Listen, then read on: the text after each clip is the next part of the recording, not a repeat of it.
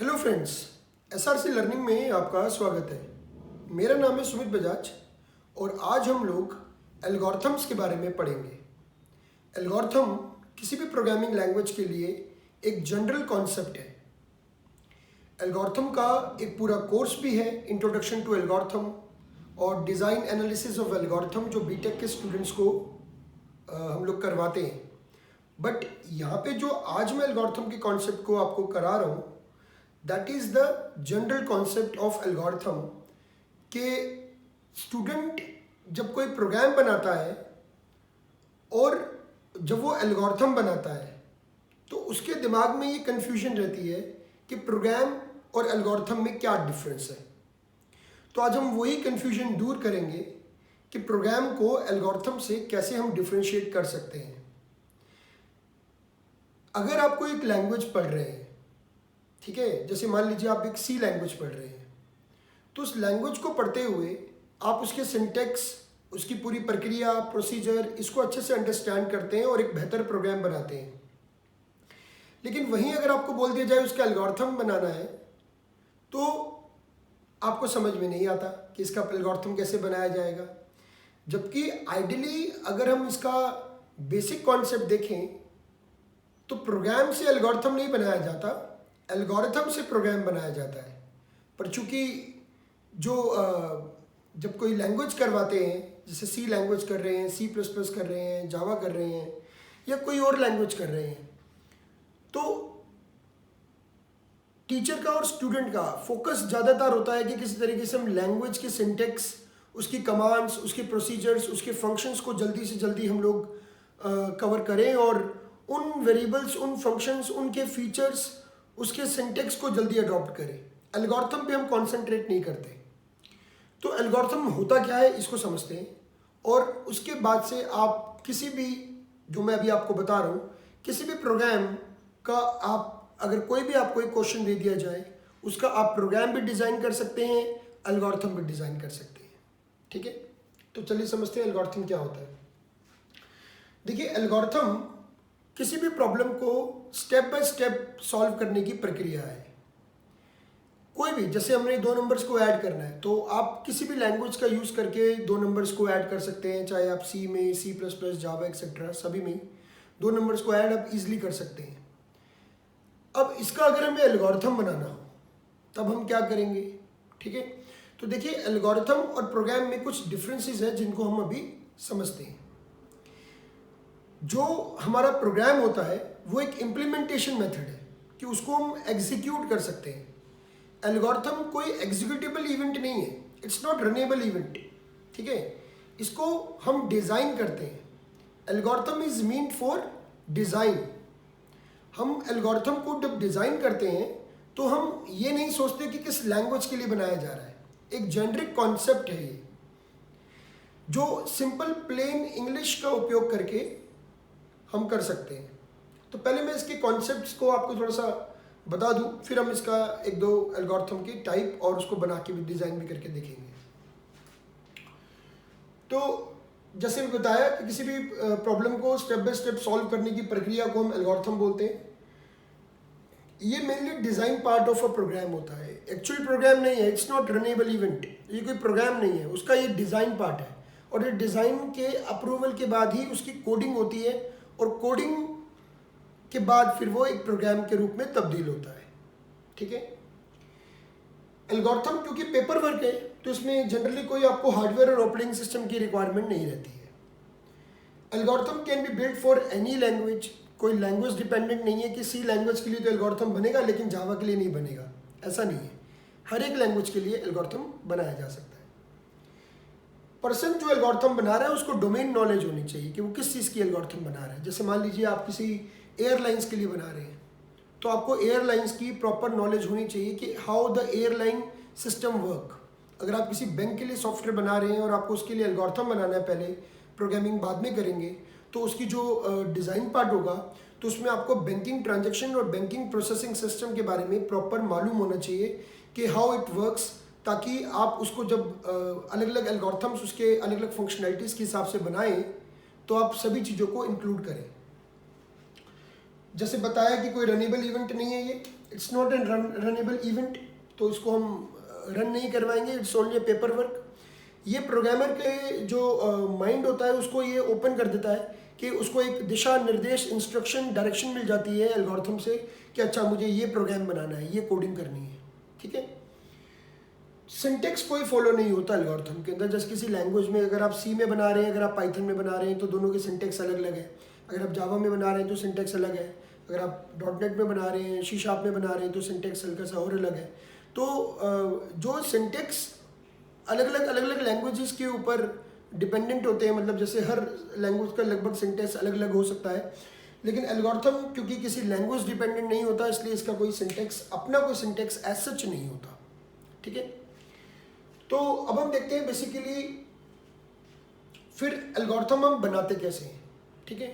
कुछ चीज़ें हैं जो आपको एल्गोरिथम बनाते समय ध्यान देनी है इन कंपेयर टू प्रोग्राम। और यहाँ मैं मान के चल रहा हूँ कि आपको सी लैंग्वेज हल्की फुल्की आती है, तब आप एल्गोरिथम को उससे आप डिफ्रेंशिएट, एक प्रोग्राम से डिफ्रेंशिएट कर सकते हैं, ठीक है। देखिए जैसे किसी भी लैंग्वेज की अगर हम बात करते हैं और किसी एल्गोरिथम की बात करते हैं, तो लैंग्वेज में जहाँ पे आप इक्वल टू लगाते हैं, जैसे a इक्वल टू बी, तो this is an assignment operator. तो एल्गोरिथम में आप इस तरीके से लगाएंगे, मतलब इक्वल टू की जगह पे यहाँ पे लगता है कॉलन इक्वल टू। ये मैं जो बता रहा हूँ, मैं फिर बता रहा हूँ, ये जैसे मैंने आपको बताया कि कोई सिंटेक्स फॉलो नहीं होता, तो ये सिंटेक्स नहीं है, ठीक है। आप सिंगल इक्वल टू भी लगा सकते हैं। नॉर्मली आजकल जो एल्गोरिथम बनाए जा रहे हैं वो सी लैंग्वेज का यूज़ करके बनाए जा रहे हैं, उसके सिंटेक्स फॉलो किए जा रहे हैं, ठीक है। वो इसलिए क्योंकि हम मान के चलते हैं कि सी लैंग्वेज ऑलमोस्ट सबको आती है, तो अभी जो एल्गोरिथम बन जाते हैं कई बार वो सी लैंग्वेज का यूज़ करके भी बना दिए जाते हैं। फिर वही बात है, अब उसको रन तो कर नहीं सकते हम लोग, तो वो इट्स अ पेपर वर्क, ठीक है ना। कहीं सिंटेक्स फॉलो हो रहे हैं, कई जगह पे नहीं हो रहे हैं, तो एल्गोरिथम को बड़ा हम इस तरीके से लेंगे कि ये एक प्लेन इंग्लिश स्टेटमेंट के अंदर किसी भी लॉजिक को डिफाइन करते हैं, तो उसको हम एल्गोरिथम बोल देते हैं, ठीक है, जिसमें हम कोई सिंटेक्स फॉलो नहीं करते। इसके बेस पे हम आगे प्रोग्रामिंग करते हैं, ठीक है ना। तो फिलहाल जनरल कॉन्सेप्ट मैं आपको बता रहा हूँ कि आप पता चल जाए कि ये प्रोग्राम नहीं है, एल्गोरिथम है। उसके लिए मैं आपको बता रहा हूँ कि असाइनमेंट के लिए आप कॉलन इक्वल टू का उपयोग करेंगे। जैसे यहाँ डबल इक्वल टू लगाते हैं कंपैरिजन करने के लिए, यहाँ पे हम सिंगल इक्वल टू का उपयोग करेंगे, ठीक है। जैसे यहाँ पे हम लूप लगाते हैं, फॉर वाइल डू वाइल जैसे लूप लगाते हैं, तो नॉर्मल यहाँ पे लूप हमें गिवन है, फॉर वाइल है ना, और डू वाइल लूप हमें गिवन है। ये लूप हम यहाँ पे भी लगा सकते हैं, लेकिन नॉर्मली हम यहाँ पे जब प्रोग्राम बनाते हैं तो नॉर्मली वाइल लूप का ज़्यादा उपयोग करते हैं। और यहाँ पे हम यूज़ करते हैं रिपीट। रिपीट एक वर्ड है जो हम एल्गोरिथम में लूप के रिस्पेक्ट में यूज़ करेंगे। कैसे करेंगे हम इसके प्रोग्राम अभी देखेंगे, ठीक है। और यहाँ पे जब हम एरे बोलते हैं, एरे, तो यहाँ पे उस एरे को यहाँ पे हम लोग लिस्ट बोलते हैं, ठीक है। तो ये कुछ टर्म्स है, फिक्स नहीं है, मैं फिर से बता रहा हूँ। जो मैं तरीका आपको एल्गोरिथम का बता रहा हूँ यही एकमात्र तरीका है, मैं ऐसा नहीं कह रहा हूँ। आपकी अपनी समझ हो सकती है, किसी की अपनी समझ हो सकती है, उसके अकॉर्डिंग भी वो पेपर वर्क में अपने लॉजिक को डिफाइन कर सकता है। It is also treated as an algorithm, but मैं आपको एक वे तो बताऊंगा कि किस तरीके से आप एल्गोरिथम बनाना सीखेंगे। अगर आपको एल्गोरिथम नहीं आता है तो आप इन चीज़ों के बीच में डिफ्रेंशिएट कर सकते हैं, ठीक है। तो चलिए हम एक आज प्रोग्राम का एल्गोरिथम, या मैं बोलूँ कि किसी क्वेश्चन को हम सॉल्व, किसी प्रॉब्लम को हम सॉल्व करते हैं यूजिंग एल्गोरिथम, ठीक है।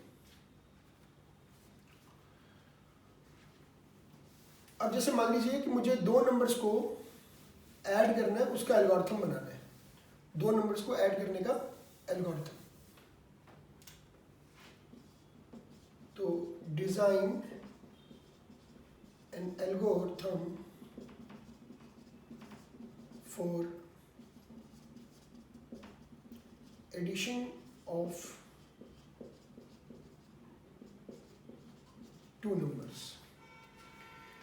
हम ना बेसिकली एल्गोरिथम की एनालिसिस भी करते हैं। एनालिसिस क्या होता है कि एल्गोरिथम को स्टडी करके देखते हैं कि वो कितना टाइम और कितना स्पेस कंज्यूम कर रहा है, ठीक है। जबकि प्रोग्राम के अंदर हम ये चीज़ नहीं देखते हैं। प्रोग्राम तो एल्गोरिथम का आउटपुट है। प्रोग्राम की तो हम टेस्टिंग करते हैं कि प्रोग्राम जो हमने कोडिंग हमने करी है उसको क्या रीड करना है, वो तो बन चुका है।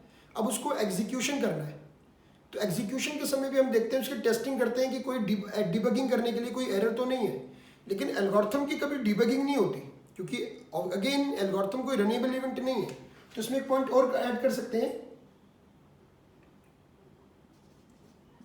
वी ऑलवेज डू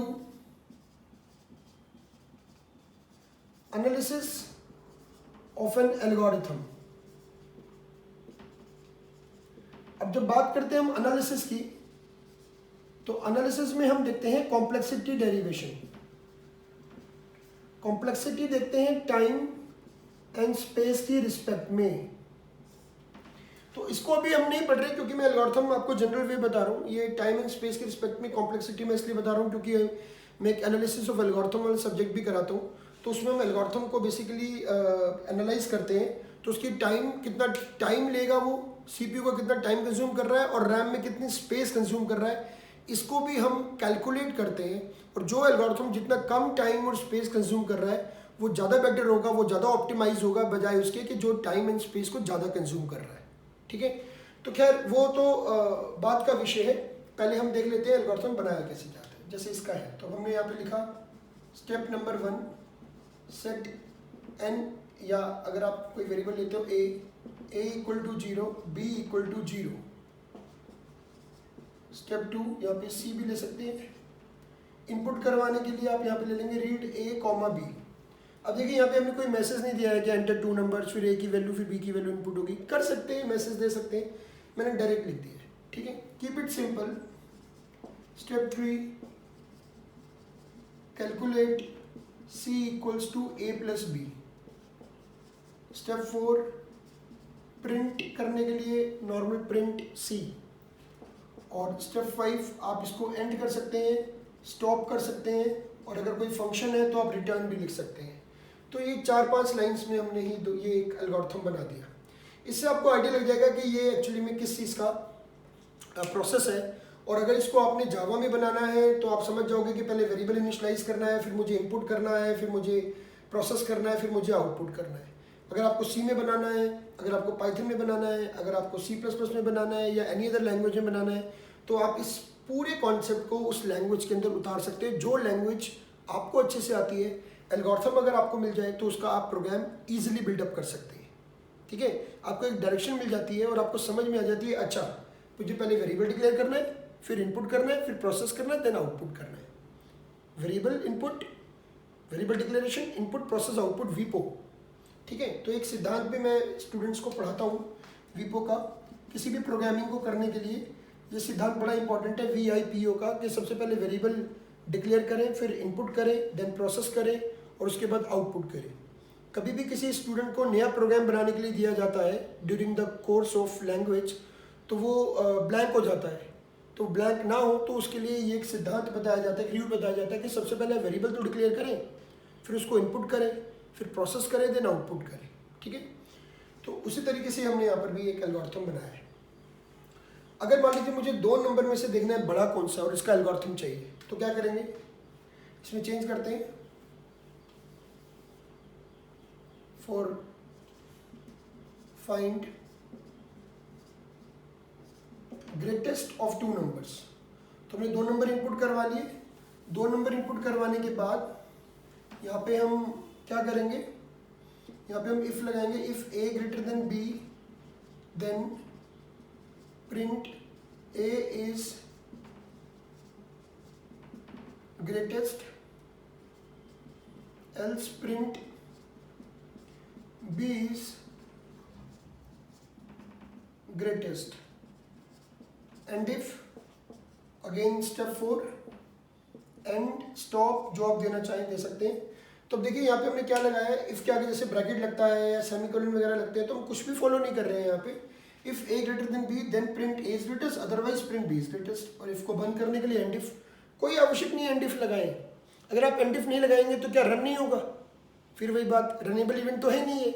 इसलिए आपको ये सोचने की जरूरत नहीं है कि अगर आपने कोई सिंटेक्स यहाँ पे मिस कर दिया है और आप ये सोचें कि नहीं मैंने तो एल्गोरिथम गलत बना दिया। नहीं, एल्गोरिथम कभी गलत नहीं होता अनटिल अनलेस जब तक आप उसके लॉजिक के ऊपर सही चल रहे हैं। जहाँ लॉजिक मिसमैच करेगा तो वहाँ पे एल्गोरिथम गलत हो जाएगा। ठीक है, तो एक छोटा सा प्रोग्राम है, आपको पता ही है 2 नंबर में से ग्रेटेस्ट कैसे देखना है। तो it's very simple to construct algorithm. किसी भी अगर आपने कोई लैंग्वेज की हुई है तो आप एल्गोरिथम बड़े इजीली अंडरस्टैंड कर सकते हैं। और आपको मैं रिवर्स लेके चल रहा हूँ। आइडियली तरीका ये है कि पहले एल्गोरिथम से रिवर्स जाते हैं, एल्गोरिथम से प्रोग्राम में जाते हैं। तो अगर आपको किसी प्रोग्राम का एल्गोरिथम बनाना हो तो आप ये बिल्कुल बेसिक फंडामेंटल से समझ रहे हैं तो आप किसी भी प्रोग्राम का एल्गोरिथम बना सकते हैं, ठीक है। अब मान लीजिए प्रोग्राम बनाते हैं टेबल ऑफ ए नंबर का, मतलब एल्गोरिथम बनाते हैं सॉरी, कि टेबल ऑफ ए नंबर का। तो वो कैसे करेंगे? Table of a number,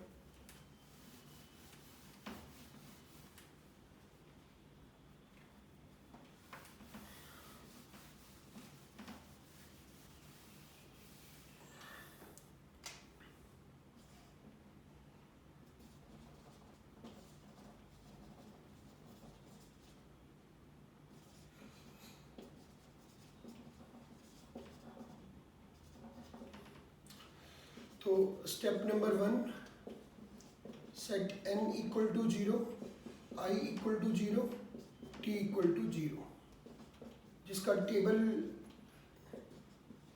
print करना है वो n ले लिया। अब लूप लगाते हैं। लूप देखिए ध्यान से, रिपीट, जैसे बताया था मैंने, लूप के लिए हम रिपीट का उपयोग करेंगे। Repeat from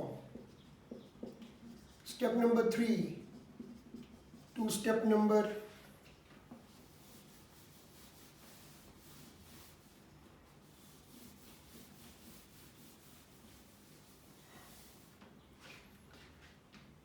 step number while i की वैल्यू यहाँ पे 1 दे दीजिए, i less than equals to 10।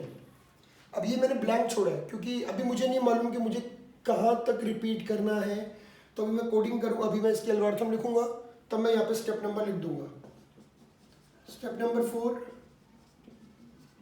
Calculate t equal to n into i. Step number 5, print t। Step number 6, i equals to i plus 1, that's it. इसके आगे मुझे कुछ और कोडिंग नहीं देनी है। तो स्टेप नंबर 6 तक रिपीट करें और स्टेप नंबर 7 पे वही एंड कर दे, स्टॉप कर दे, जो आप देना चाहें कर सकते हैं। तो देखिए यहाँ पर क्या कर रहे हैं, i की वैल्यू 1 है, n की वैल्यू मान लीजिए इनपुट हुई 4 मान लेते हैं। तो 3 से लेके 6 तक, यानी कि 3 से लेके 6 तक का हमारा पूरा एक ब्लॉक बन जाएगा। और आगे लॉजिक आपको मालूम ही है, 4 इंटू आई की वैल्यू 1 है, 4 इंटू 1 4 प्रिंट हुआ, आई की वैल्यू 2 हो गई। 6 से 7 पे जा नहीं सकते क्योंकि 3 से 6 का ब्लॉक बना हुआ है। कब तक के लिए? जब तक कि मेरा आई 10 से बिलो है या इक्वल है। ऊपर गए, अब आई की वैल्यू 2 हो चुकी है, 10 से बिलो है, यस। 4 इंटू 2 8 प्रिंट हो गया, आई की वैल्यू 3 हो गई, ऊपर चले गए। 3 10 से छोटा है, 4 इंटू 3 12 प्रिंट हो गया, आई की वैल्यू 4 हो गई, 5 हो गई, 6 7 8 9 10 हो गई। 4 इंटू 10 40 प्रिंट हो गया, आई की वैल्यू 11 हो गई। 11 पे हमारा लूप ये वाला ब्रेक हो जाएगा। स्टेप नंबर 7 पे आ जाएंगे क्योंकि 6 तक तो हमारा पूरा का पूरा ब्लॉक था, फिर यहाँ से बाहर आ जाएंगे, ठीक है। हालांकि मैं फिर बता रहा हूँ, इसको रन नहीं करवाएंगे, इसको कोडिंग में चेंज करेंगे, किसी लैंग्वेज की कोडिंग में चेंज करेंगे, ठीक है ना। अब आप देखिए, repeat from step number 3 to step number 6 लिखा है, ठीक है ना। आप इसको ऐसे भी कर सकते हैं, रिपीट थ्रू, बस रिपीट थ्रू। इसका मतलब है कि यहाँ पे जहाँ पे आप हो वहाँ से लेके स्टेप नंबर 6 तक रिपीट हो। That is clear. ये एल्गोरिथम का पार्ट 1 था। नेक्स्ट पार्ट में मैं आपको फंक्शंस के साथ एल्गोरिथम कैसे बनाए जाते हैं या किसी फंक्शन का एल्गोरिथम कैसे बनाया जाता है वो भी हम देखेंगे, ठीक है। तो आई होप आपको थोड़ा बहुत समझ में आया है। अब आप कुछ नॉर्मल इंडिविजुअल प्रोग्राम्स के, छोटे छोटे प्रोग्राम्स के एल्गोरिथम बनाइए सो दैट कि आपको पता हो कि लॉजिक बिल्डिंग किस तरीके से की जाती है, ठीक है। और आगे आई एम श्योरली कि आपको ये चीज़ आगे काफ़ी हेल्प करेगी, राइट। चलिए ठीक है, अगर आपको वीडियो अच्छी लगी हो तो आप लाइक एंड शेयर कीजिएगा, चैनल को सब्सक्राइब कर दीजिएगा। आज के लिए इतना ही, थैंक यू।